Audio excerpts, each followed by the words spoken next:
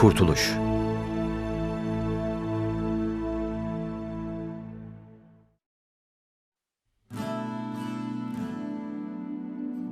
Dünya nüfusu arttıkça insanlar Tanrı'yı reddetti, kötü oldu ve yozlaştı. Sadece Nuh ve ailesi Tanrı yolunda yürümeyi ve dürüst olmayı seçti. Dünyayı yargılamak için Tanrı küresel bir tufan olacağını söyledi. Nuh, bir gemi yapma konusunda Tanrı'nın talimatlarına uydu. Tanrı'ya inanıp gemiye giren herkes yaşamaya devam etti ama reddedenler kurtarılmanın tek yolunu reddetmiş oldu.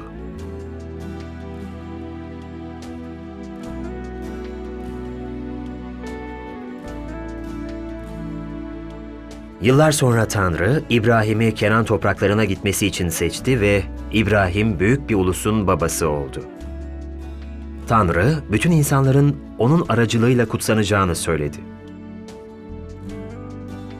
Eşi Sarah kısır ve her ikisi de yaşlı olmasına rağmen, Rab, mucizevi bir şekilde onlara oğulları İshak'ı bahşetti. Yıllar sonra ilahi bir testte Tanrı, İshak'ın yerine ölmesi için bir koç sağladı. Bu, bir gün dünya için verilecek nihai yargının çarpıcı bir gösterimiydi.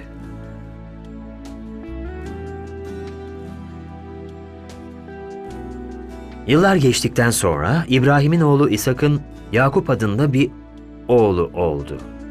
O bir yetişkin olduğunda Tanrı Yakup'a yeni bir isim verdi ve ona İsrail dedi. İsrail'in 12 oğlu vardı. Ve bu 12 oğlunun aileleri İsrail'in 12 oymağı olarak tanınmaya başladı. Fakat bir kıtlık Kenan topraklarını kırıp geçirdiğinde Mısır'da yaşamaya başladılar. Orada kendilerinin olmayan bir ülkede İsrail'in çocukları yabancı olarak yaşadı.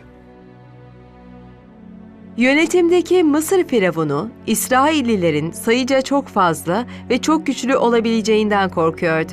Bu yüzden Mısır onları köleleştirdi.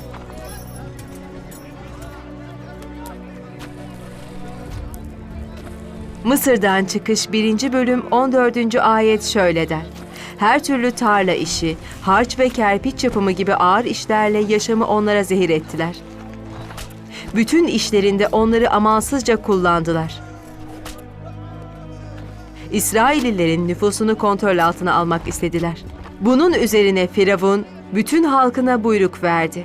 Doğan her İbrani erkek çocuk Nil'e atılacak.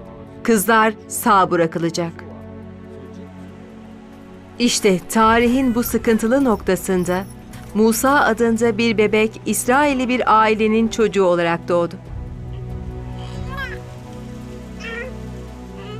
İmanlarıyla beraber bebeğin ailesi Firavun'un buyruğuna meydan okumaya cesaret etti ve bebeği 3 ay sakladı. Daha fazla gizleyemeyeceğini anlayınca hasır bir sepet alıp katran ve ziftle sıvadı. İçine çocuğu yerleştirip Nil kıyısındaki sazlığa bıraktı.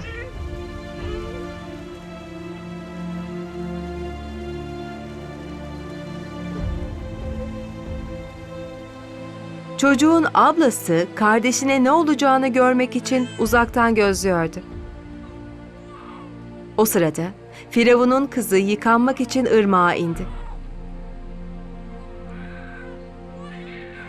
Sazların arasındaki sepeti görünce Firavun'un kızı onu getirmesi için hizmetçisini gönderdi. Sepeti açınca ağlayan çocuğu gördü. Ona acıyarak "Bu bir İbrani çocuğu" dedi.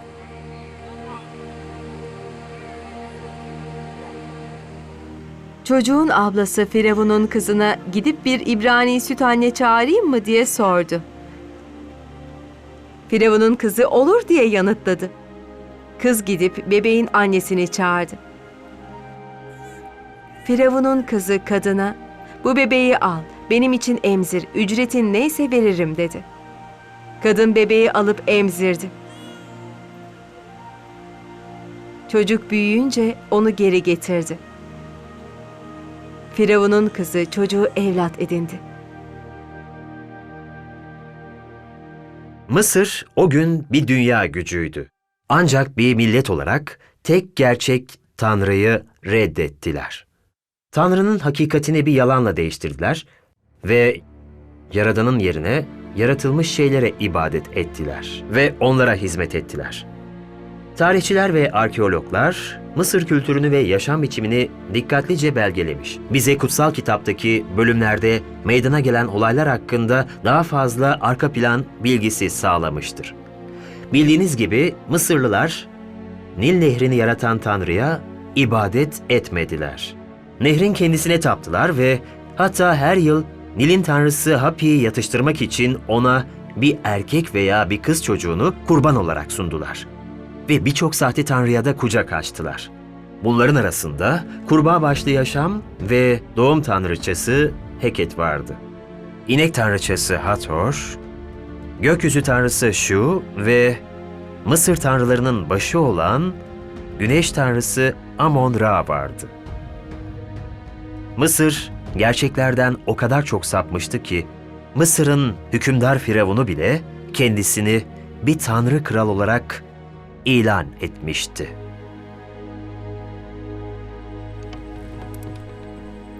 Musa, Firavun'un sarayında büyür ve Elçilerin İşleri 7. bölüm 22. ayet şöyle der.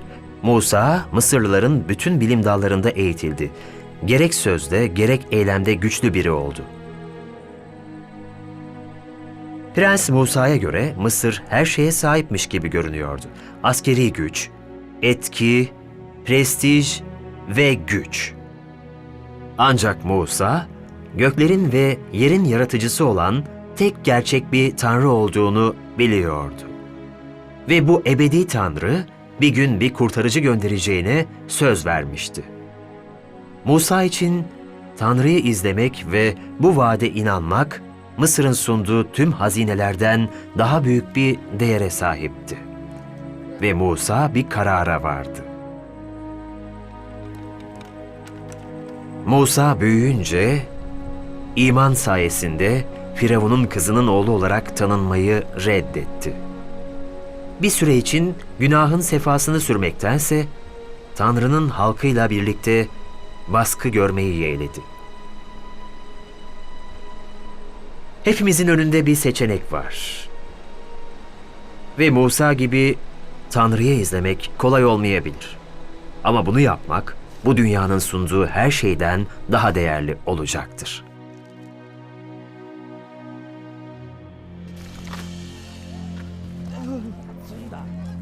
Kutsal yazı bize bir gün adaleti kendi gücüyle sağlama çabasıyla Musa'nın bir Mısırlıyı öldürdüğünü söyler.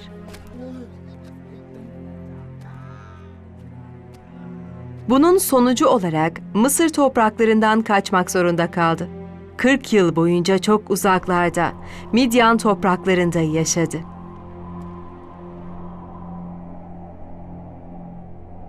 Ancak Tanrı onun halkına verdiği sözleri unutmadı ve Tanrı mükemmel zamanlamasıyla bir gün Sina Dağı'ndaki yanan bir çalıdan Musa ile konuştu. İsraillilerin feryadı bana erişti. Mısırlıların onlara yapmakta olduğu baskıyı görüyorum. Şimdi gel, halkın İsrail'i Mısır'dan çıkarmak için seni Firavun'a göndereyim. Tanrı Musa'ya onunla birlikte olacağına dair güvence ve Firavun'la yüzleşmesi için ona cesaret verdi. Çünkü Tanrı onun halkını kurtaracaktı ve o dağda ona ibadet etmeleri için Mısır'dan çıkmalarını sağlayacaktı. İsraillilere de ki, beni size ben benim diyen gönderdi. Bu Musa'nın halkının onu tanıyacağı isim olacaktı. Çünkü Tanrı bendim veya ben olacağım değildir. Aksine Tanrı her daim bendir. Sonsuz, değişmeyen ve çok güçlü. Bununla birlikte Musa'nın Firavun'la yüzleşmesi ve kendisine Rabbin Mısır'ın bedava iş gücü kaynağı olan kölelerin serbest bırakılmasını talep ettiğini söylemek kolay olmazdı. Tanrı Musa'nın kardeşi Harun'a onunla Firavun'un huzuruna gitmesine izin verdi. Onunla karşılaştıklarında Firavun şöyle dedi: "Rab kim oluyor ki onun sözünü dinleyip İsrail halkını salıvereyim?" Firavun, kölelerinin ibadet ettiği Tanrı'nın ona ne yapacağını söylediği için aşağılanmış hissediyordu. Firavun ekledi: "Rabbi tanımıyorum. İsraillerin gitmesine izin vermeyeceğim." Korku ve öfkeyle Firavun, kölelerin sıkıntısını arttırdı ve daha da acı çekmeye başladılar. Ancak Firavun, "Rab kim oluyor?" diye sorarak Tanrı'yla alay etti. Sorusu Tanrı'nın kendisi tarafından cevaplanmak üzereydi. Harun değneğini Firavun'la görevlilerinin önüne attı. Değnek yılan oluverdi. Harun'un değneği nasıl oldu da yılana dönüştü? Tanrı'nın gücüyle. Ancak Firavun bundan etkilenmedi. Bunun üzerine Firavun kendi bilgelerini ve büyücülerini çağırdı. Mısırlı büyücüler de büyüleriyle aynı şeyi yaptılar. Her biri değneğini attı. Değnekler yılan oldu. Büyücülerin değnekleri nasıl yılana dönüşmüştü? Peki, kutsal yazılara göre doğaüstü gücün mevcut olduğu sadece iki kaynak vardır: Tanrı ve Tanrı'nın düşmanları, yani şeytan ve kötü ruhlar. Büyücüler yılanlarını üretmek için şeytani güçlere güvendiklerini bilmiş olabilir veya olmayabilir. Güçleriyle bile gurur duyuyor olabilirlerdi. Ama unutmayın, kutsal kitap bize şeytanın bir yalancı ve aldatıcı olduğunu söyler. Tamamen kötü veya şeytani olmasına rağmen çözüm ya da güç teklifi sunarken zararsız görünebilir. Şeytan bir ışık meleği olarak bile kendisini maskeleyebilir. Ancak niyeti daima insanları kendi kötülük amacı için kullanmak ve bu süreçte onları yok etmektir. Bu yüzden kutsal kitap bizden yalnızca Tanrı'ya gitmemizi istedi ve Tanrı'dan başka bir gücü veya kudreti çağırmayı kesinlikle yasaklıyor.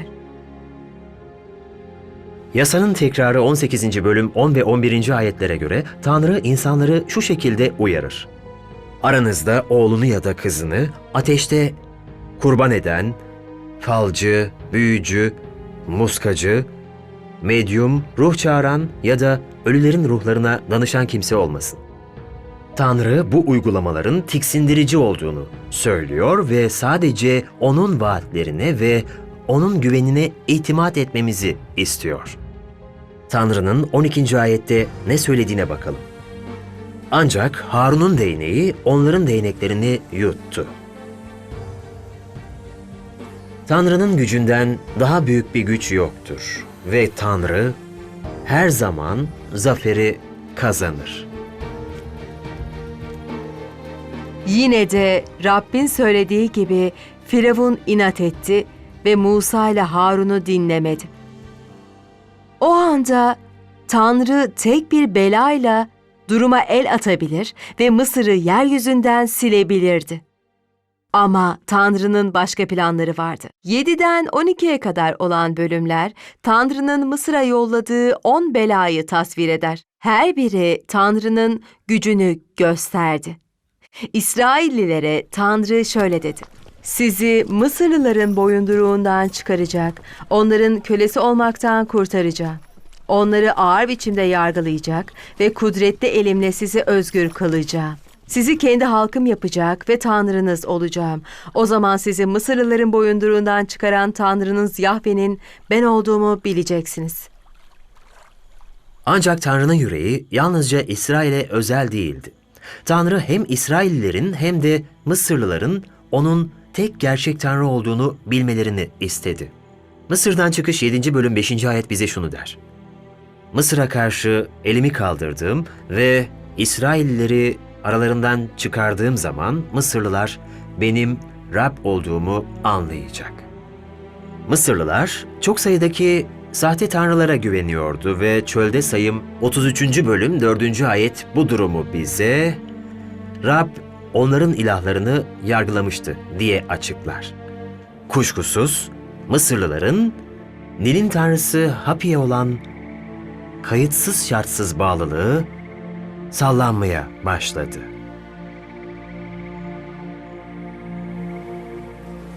Daha sonra Rab Mısır'ın tüm sığırlarını bir belayla vurduğunda onların inek tanrıçası Hathor tamamen çaresiz kaldı.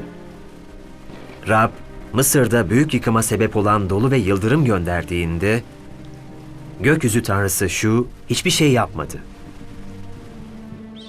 Rab 3 gün boyunca bütün Mısır topraklarında tamamen karanlığa yol açtığında güneş tanrısı Amon-Ra tamamen güçsüz olduğunu gösterdi. Karanlık o kadar koyuydu ki adeta insan içinde hissediyordu. Tanrı'nın sözünün ışığını reddeden bir insan kalbi içindeki karanlığın ürkütücü bir görüntüsüydü bu. Her bela Mısırlılara güvendikleri sahte tanrıların onları kurtaramayacaklarını gösterdi. Bununla birlikte kendisi bir tanrı kral olarak kabul edilen Firavun'un yüreği bunlardan sonra sertleşmiş olarak kaldı. Musa, Firavun'a şöyle dedi: Rab diyor ki, gece yarısı Mısır'ı boydan boya geçeceğim. Tahtında oturan Firavun'un ilk çocuğundan, değirmendeki kadın kölenin ilk çocuğuna kadar, hayvanlar dahil Mısır'daki bütün ilk doğanlar ölecek.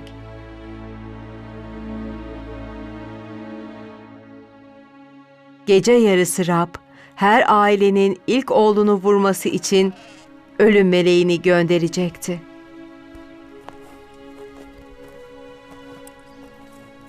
Ölümden kaçmanın tek bir yolu vardı. Tanrı şöyle dedi: herkes ailesine göre kendi ev halkına birer kuzu alacak. Koyun ya da keçilerden seçeceğiniz hayvan kusursuz, erkek ve 1 yaşında olmalı. Kemikleri kırmayacaksınız. Aileleriniz için kendinize kuzular seçip fısıh kurbanı olarak boğazlayın.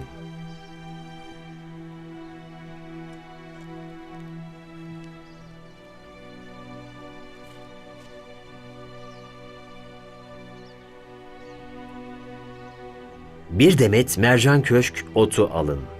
Leğendeki kana batırıp kanı kapılarınızın yan ve üst sövelerine sürün.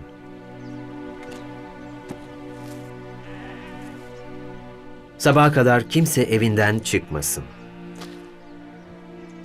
Rab, Mısırlıları öldürmek için gelecek, kapılarınızın yan ve üst sövelerindeki kanı görünce üzerinden geçecek ölüm saçanın, evlerinize girip sizi öldürmesine izin vermeyecek.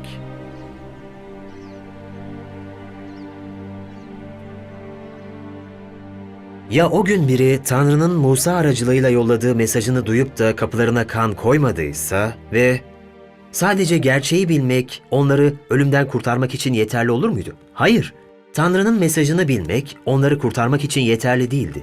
Ayrıca buna inanmak ve sonra kanı kendi kapılarına uygulamak zorundaydılar.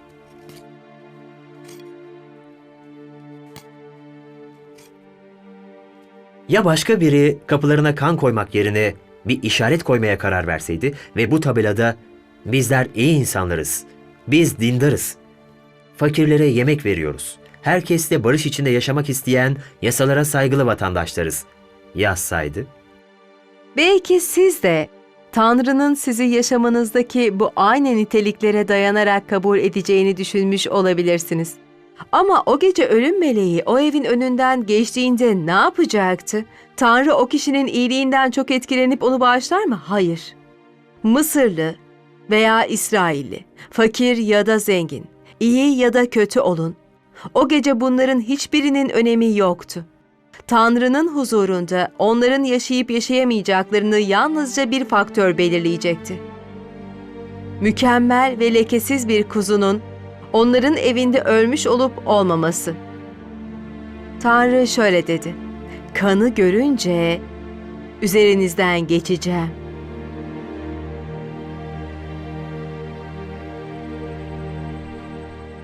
İsrailliler eğilip tapındılar. Sonra gidip Rabbin Musa ile Harun'a verdiği buyruğu eksiksiz uyguladılar. Gece yarısı Rab tahtında oturan Firavun'un ilk çocuğundan, zindandaki tutsağın ilk çocuğuna kadar Mısır'daki bütün insanların ve hayvanların ilk doğanlarını öldürdü. Tüm Mısır Firavun'un tek tanrı kral olmadığını görebildi. Tek gerçek tanrıyı dinlemeyi reddeden Firavun, trajik bir şekilde kendi oğlunu kaybetti. 31. ayet şöyle der. Aynı gece Firavun Musa ile Harun'u çağırdı ve kalkın dedi. Siz ve İsrailliler halkımın arasından çıkıp gidin. İstediğiniz gibi Rabbe tapın. Önceki belaların her biri Tanrı'nın doğaüstü gücünün inanılmaz bir göstergesiydi. 10. bela sırasında gecenin sessizliğinde özgürlüklerini kazandılar. Tanrı'nın halkı sonsuza dek kurtuluşlarına yol açan olayları hatırlayacaklardı. Kesin ölüm. Kurtulmanın tek yolu vardı. Onların yaşayabilmesi için masum bir kuzunun ölümü. Hiçbir kemik kırılmadı. Kan döküldü. Düşmanın gücü kırıldı. Köleler serbest bırakıldı. Kadın ve çocukların dışında 600 bin kadar erkekle yaya olarak yola çıktılar. Fakat o gün Mısır'dan ayrılanlar yalnızca İsrailliler değildi. 38. ayetin dediği gibi daha pek çok kişi de onlarla birlikte gitti. Tıpkı Tanrı'nın planladığı gibi Mısırlıların bazıları da sahte tanrılarının boş olduğunu görmüş ve tüm dünyanın Rabbi olan tek Tanrı'ya inanmayı seçmiş olmalılar.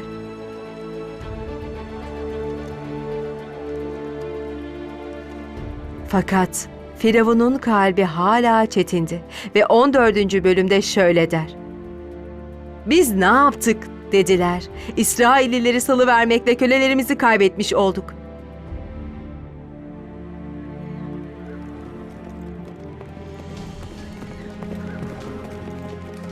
Mısırlılar Firavun'un bütün atları, savaş arabaları, atlıları, askerleriyle onların ardına düştüler. Ancak bu da Tanrı'nın yüce planının içindeydi. Ve dehşete kapılmış olan İsraillilere Musa seslendi. Korkmayın dedi. Yerinizde durup bekleyin. Rab bugün sizi nasıl kurtaracak görün. Bugün gördüğünüz Mısırlıları bir daha hiç görmeyeceksiniz. Rab sizin için savaşacak. Siz sakin olun yeter. Musa elini denizin üzerine uzattı. Rab bütün gece güçlü doğu rüzgarıyla suları geri itti. Denizi karaya çevirdi. Sular ikiye bölündü. İsrailliler kuru toprak üzerinde yürüyerek denizi geçtiler. Sular sağlarında sollarında onlara duvar oluşturdu. Mısırlılar, İsraillerin kaçtığını gördüklerinde 23. ayet şöyle der.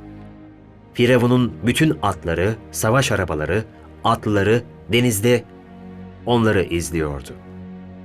Ancak Tanrı, Mısırlıların İsraillere yaklaşmalarına bile izin vermedi. Atlarını şaşırtmaya başladı ve hatta arabalarının tekerleklerinin düşmesine neden oldu. Bütün İsrailliler güvenli bir şekilde geçtiğinde, Tanrı Musa'ya denizin üzerine doğru elini uzatmasını söyledi. Musa öyle yapınca geri dönen sular savaş arabalarını, atlıları, İsraillerin peşinden denize dalan Firavun'un bütün ordusunu yuttu. Onlardan bir kişi bile sağ kalmadı. İsrailliler artık Mısırlıların esaretinden tamamen kurtulmuşlardı. Bir daha asla onlar tarafından köleleştirilmeyeceklerdi. Rab onlar için savaşmış ve onlara mutlak kurtuluşu vermişti.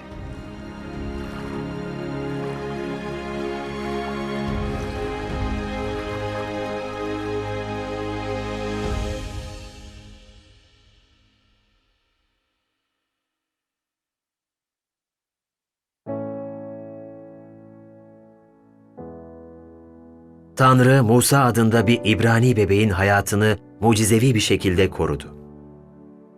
Bir yetişkin olarak o, tek gerçek Tanrı'nın yolundan gitmeyi seçti. Musa'ya göre bu kararın sonucunda acı çekmek ve zarar görmek mümkündü. Ancak Mısır'ın zevklerinin geçici olduğunu, ancak Tanrı'yı takip etmenin ödülünün sonsuz olacağını fark etti. Belki de benzer bir kararla karşı karşıya kalırsınız. Tanrı'nın yolundan gitme seçimi tıpkı Musa için olduğu gibi sizin için de değerli olacaktır.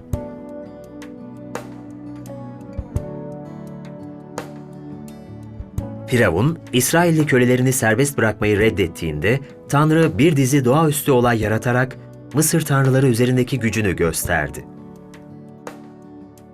Tanrı, Harun'un değneğini bir yılana dönüştürdüğü zaman Firavun'un büyücüleri de değneklerini yılanlara dönüştürdü. Onlar bunu şeytanların gücüne veya sahte tanrılara güvenerek yaptı. Tanrı daha sonra Mısır'a 10 felaket gönderdi. Her biri Mısırlıların ibadet ettiği sahte tanrıların onları tamamen kurtaramayacaklarını gösterdi. Şeytan ve iblisler her zaman sihir, büyücülük ve kehanet aracılığıyla kendi güçlerini hatırlatıp insanları ayartmaya çalıştılar. Ancak Tanrı bunları sözünde kesinlikle yasaklıyor. Yardım için birine başvurmanız gerektiğinde, Tanrı'nın gücünden daha büyük bir güç olmadığını unutmayın. O sizi seviyor ve yalnızca ona itimat etmenizi istiyor.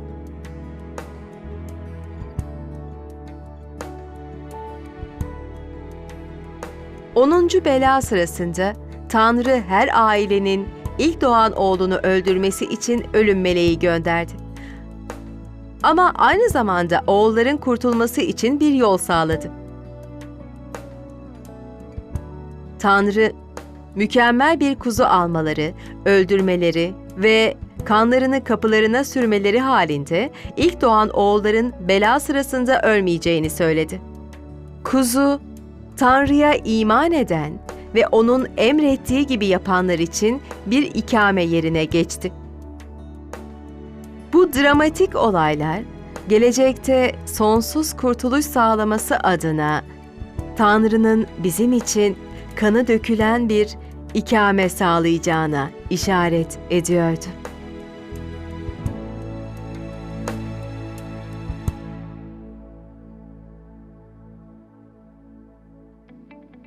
Yücelik ve güç, sonsuzlara dek bizi seven, kanıyla bizi günahlarımızdan özgür kılmış Mesih'in olsun. Vahiy 1. bölüm 5. ve 6. ayetler.